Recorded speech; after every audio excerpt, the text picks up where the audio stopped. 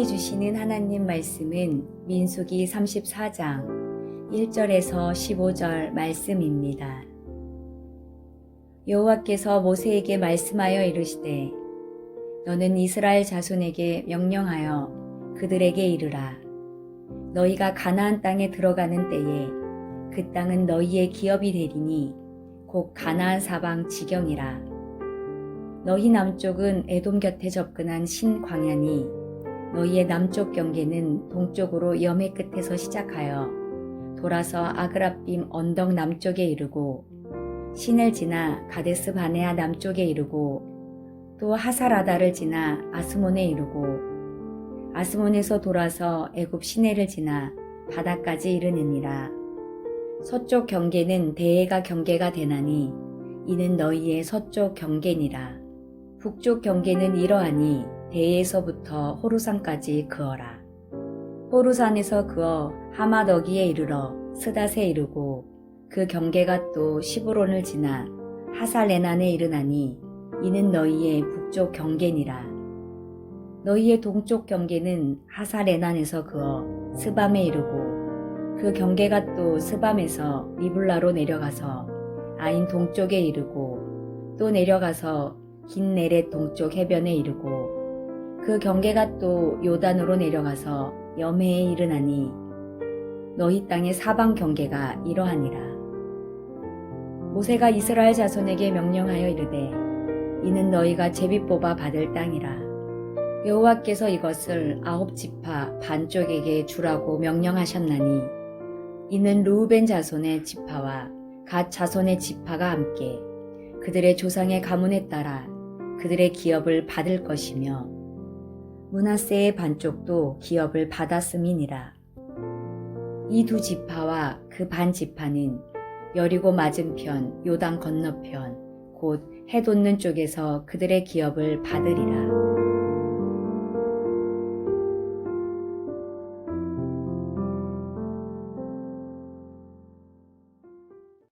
하나님께서 이스라엘 백성에게 가나안 땅에 들어가서 자기 마음대로 사는 것이 아니라 하나님께서 지정해 주신 곳에 들어가 살라라고 하셨습니다. 그 방법은 제비를 뽑는 것입니다. 구약 성경에서 제비를 뽑는다는 것은 주권을 하나님께 이양한다라는 뜻입니다. 하나님께서 이스라엘 백성의 12지파가 그 땅에 어디에 살지를 미리 계획하시고 그들을 인도하셨습니다. 오늘 본문은 이제 이스라엘 땅 외곽 전체의 지경들을 우리에게 소개해 줍니다. 남쪽으로는 어디까지이고 서쪽으로는 어디까지이며 동쪽과 북쪽으로 경계선이 어디까지인지를 오늘 본문에서 말씀하고 있습니다. 오늘 우리가 이 본문에서 경계선을 보면서 생각해야 될 것은 우리의 삶에도 하나님께서 지침을 제시하시고 경계선을 주신다라는 것입니다. 우린 그것을 기준이라고 부릅니다. 기준이란 우리 안의 욕망을 다스릴 수 있는 지혜입니다. 인간은 원래 항상 더 많은 것을 갈망합니다. 더 높은 곳을 향해 가려는 마음을 품고 있습니다. 하나님은 이러한 우리의 마음을 너무나 잘 아셔서 하나님은 지경을 만들어 주십니다. 오늘 본문은 모세를 통해 하나님께서 가나안 경계를 명확하게 설명하시는 내용을 담고 있습니다. 동서남북의 경계선을 제시하시고 이제 그 안에 12지파가 나뉘어지고 그 안에서 어디를 차지하고 싸울 것인가, 그 결과로 더 많은 땅을 차지하려는 욕심을 버리고 다투지 말고 각자의 비전을 따라 나아가라라는 말씀입니다. 하나님은 우리에게 필요한 만큼을 채워주십니다. 그리고 항상 우리와 함께 하십니다. 그러면 이제 우리가 해야 될 일이 있는데 그것은 하나님이 주신 그 안에서 만족하는 법입니다. 우리가 남과 비교하고 그 결과로 늘 불평하는 것이 아니라 하나님이 주셨다는 것을 늘 생각하고 감사하라고 지경을 주십니다. 하나님이 이스라엘 백성이 차지할 경계를 여러 지명을 들어가며 구체적으로 정해주고 계십니다. 오늘 본문의 첫 절부터 보겠습니다. 1절입니다. 여호와께서 모세에게 말씀하여 이르시되 너는 이스라엘 자손에게 명령하여 그들에게 이르라. 너희가 가나안 땅에 들어가는 때에는 그 땅은 너희의 기업이 되리니 곧 가나안 사방 지경이라. 너희 남쪽은 에돔 곁에 접근한 신광야니 너희의 남쪽 경계는 동쪽으로 염의 끝에서 시작하여 라고 되어 있습니다.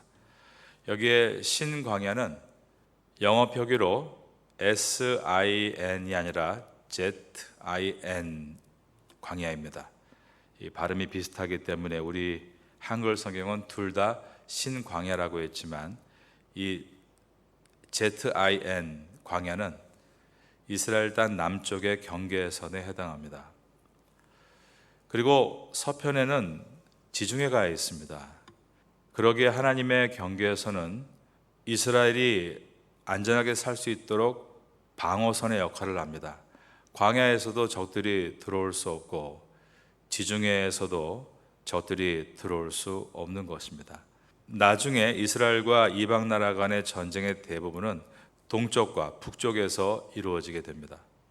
하나님은 대략의 경계선을 설정하신 것이 아니라 정확한 지역을 그어 주셨습니다.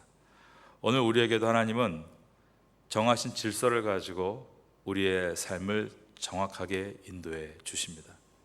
세상은 마음대로 사는 것이 자유라고 말하지만 진정한 자유는 하나님께서 그어 놓으신 경계선 안에서 우리가 개간하고 발전하고 이루어 나가는 것을 뜻합니다.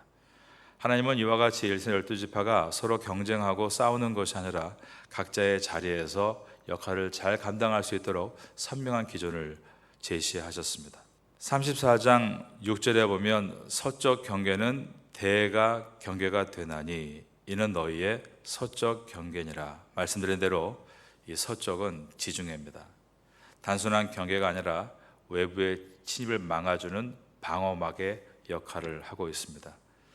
지금도 이스라엘 땅은 여전히 이 땅에 있고 지금도 이 땅에서의 전쟁은 저 서편의 지중해가 아니라 북쪽과 동쪽에서 일어나고 있습니다. 하나님은 단순한 경계를 제한하신 것이 아니라 또 보호의 의미로도 사용하신다는 것을 보게 됩니다. 우리도 하나님께서 정하신 경계가 있다면 그 안에는 하나님의 보호도 있습니다. 반대로 우리가 하나님의 계획하시고 정하신 삶의 경계를 벗어난다면 위험에 노출될 수 있다는 뜻입니다. 우리가 기도할 때에도 항상 우리의 사업을 위해 또 우리의 미래를 위해서 하나님께서 우리에게 어떠한 경계선을 주셨는가를 물어보는 것이 내가 무엇을 할 것인가를 물어보는 것보다 앞서야 합니다. 다른 말로 하면 내가 내 마음대로 사는 것이 아니라 하나님의 뜻이 무엇인지를 묻고 사는 것이 더 중요하다는 말입니다. 하나님은 우리에게 풍족한 영토를 허락하십니다. 그 안에서 주님의 보호 속에서 담대하고 안전하게 하나님의 사람으로 발전되기를 원하십니다. 예배자가 되고 새벽에 나와서 주의 말씀을 듣고 하루를 힘차게 살아가는 것입니다. 하루를 살아가는 모든 운동 에너지가 남과의 경쟁에서 나오는 것이 아니라 하나님의 약속에서 나오는 것입니다. 하나님이 오늘도 우리에게 허락하신 하루는 하나님이 그어놓으신 우리 인생의 경계입니다. 그 안에서 이 아침에 기도하는 가운데 무엇을 해야 할 것인가에 대한 지혜를 구하고 그것을 할 수 있는 능력을 구하는 것입니다. 그리고 하루를 담대하게 살아갈 때 하나님은 그 경계 안에서 우리에게 열매를 부어 주십니다. 여러분 인생 가운데 하나님과 동행하는 그 결과로 열매를 얻게 되는 삶이 될 수 있기를 예수님의 이름으로 축원합니다. 하나님이 정하신 경계는 단순한 제한이 아니라 반드시 지켜야 되는 명령이었습니다. 34장 13절을 보겠습니다. 모세가 이스라엘 자손에게 명령하여 이르되 이는 너희가 제비 뽑아 받을 땅이라 여호와께서 이것을 9지파 반쪽에게 주라고 명령하셨나니. 여기서 9지파 반쪽에 주라라고 되어 있는 것은 나머지 두 지파 반은 요단강 동편에 자리를 잡았기 때문이었습니다. 하나님께서는 이와 같이 정확하게 어디에 살아야 된다 경계선을 그어주시면서 명령하셨다라고 되어 있습니다. 하나님께서 하신 명령이기 때문에 그분의 원칙을 따라야 합니다. 이 경계를 존중해야 하는 것입니다. 나중에 이 경계는 이스라엘 백성들이 왕국이 되어서도 그대로 지켜나갑니다. 왜냐하면 군주제가 되면 왕이 마치 하나님처럼 그 땅의 주인 되는 것처럼 보여지지만 여전히 그 땅의 주인은 하나님이신 것입니다. 그러므로 12지파는 그 땅을 하나님의 말씀을 따라 순종하고 지켜나갔습니다. 각자의 지파가 기능을 제대로 하고 있고 온전하게 그 역할을 감당할 때 그때는 이스라엘이 아름답게 발전하고 신앙의 꽃을 피우는 때였습니다. 그러나 각자의 지파들이 믿음을 잃어버리고 욕심을 내고 서로 분열하고 싸울 때는 세상에 너무나 어지러운 때를 살기도 했습니다. 바로 그때가 사사 시대입니다. 우린 그러므로 우리의 인생 가운데 하나님께서 각자의 자리에서 맡겨주신 일이 무엇인가를 잘 돌아볼 수 있다면 되는 것입니다. 또 한 가지는 우리가 정말 하나님의 그 소명을 가지고 살고 있다면 또 다른 사람들이 어려움이 있을 때 좀 도와줄 수 있다라고 생각합니다. 항상 내가 건강할 때 남을 도와줄 수 있습니다. 저는 옛날에 선교사로 있을 때는 정말 비행기를 많이 탔던 것 같습니다. 제가 가장 일을 많이 할 때는 1년 52주 중에 달력을 보니까 36주를 지방에 있었거나 외국에 있었습니다. 비행기를 탈 때 늘 생각하는 것이 있습니다. 만약에 이 비행기가 어떤 어려움을 가지고 동체 착륙을 하거나 위급한 상황이 있을 때 저 앞에 있는 산소 마스크가 어떻게 내려올까, 그런 상황은 한 번도 없었기 때문에 늘 상상을 해보는 것입니다. 그런데 그럴 때마다 앞에 지침서를 이렇게 열어보면 그 지침서에는 산소 마스크가 내려옵니다. 그러면 먼저 부모가 산소 마스크를 하고 옆에 있는 자녀에게 산소 마스크를 씌워 주어야 합니다. 그 말이 항상 마음속에 남아 있습니다. 내가 건강하고 그 다음에 남을 도와줄 수 있는 것입니다. 내가 건강하지 않으면 남을 도울 수가 없습니다. 남을 도와야 된다는 것이 큰 부담으로 오고 또 짜증이 날 수도 있습니다. 그러나 내가 건강하면 또 위급한 경우 12지파 이 공동체가 서로를 도우며 이겨나갔던 것처럼 옆 사람을 도울 수 있습니다. 오늘 새벽에 또 기도하시는 분이 못 나온 것 같습니다. 그래서 또 한 분께서 대신 기도를 하셨는데요. 남을 도와주는 것이죠. 사실은 각자가 해야 될 일들이 있고 그 일들을 해야 되는데 그러지 못할 때는 또 남을 도와주는 것입니다. 남을 도와주는 것은 고마운 일이고 또 그가 건강하다는 증거이기도 합니다. 이와 같이 각자의 지파가 각자의 자리에서 역할을 하고 있을 때 요단강 동편에 기업을 받은 사람들은 갓 지파와 루벤 지파와 므낫세 반 지파였습니다. 34장 15절을 보겠습니다. 이 두 지파와 그 반 지파는 여리고 맞은편 요단 건너편 곧 해돋는 쪽에서 그들의 기업을 받으리라. 하나님께서 각 지파의 거주지를 이와 같이 다양하게 정하셨습니다. 그리고 나서 하나님은 이 각자의 지파가 항상 하나의 공동체라는 것을 잊지 않도록 말씀해 주십니다. 하나님은 이 12지파가 서로의 일에 대해서 남과 비교하지 말고 또 각자의 일이 중요하지만 서로의 삶에 대해서 존중하고 한 마음이 되어야 된다라고 말씀하십니다.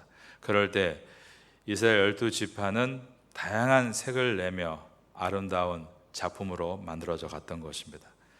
이스라엘 들어갈 땅과 그 경계에 대한 모든 불확실성을 제거하시고 하나님은 가나안 땅에 들어가기 전부터 정확하게 선을 그어주시며 각자의 역할을 하게 하셨습니다. 가나안 땅에 들어가기 전부터 이미 이것을 준비하게 하신 것입니다. 하나님이 이와 같이 우리의 모든 것을 계획하시고 준비해 주시는 하나님이십니다. 우리가 주 앞에 나와서 그러므로 해야 될 일은 하나님의 뜻이 무엇인지를 묻는 것입니다. 그럴 때 하나님께서 여러분에게 분명한 경계선을 주실 것입니다. 경계선을 아는 사람은 그 경계선 안에서 일을 마치면 안식할 수 있습니다. 그러나 자기의 생각에 빠져 하나님의 경계선을 놓친 사람들은 오늘도 불안하고 내일도 불안합니다. 여러분들은 하나님께서 여러분을 구원하시고 지금 여러분의 삶 가운데 함께 하시며 여러분이 이 땅에서 해야 될 모든 경계선을 이루어 가시는 분임을 기억하시고 하루를 부담으로 시작하지 말고 감사함으로 시작하고 하루의 일을 다 마쳤을 때에는 아쉬워하지 마시고 그것이 하나님의 은혜였다는 것을 기억하고 또 감사를 마칠 수 있기를 바라겠습니다. 여러분 인생 가운데 주님이 우리와 함께 하시는 그 은혜에 감사하는 은혜가 가득가득 채워지게 되기를 예수님의 이름으로 축원합니다.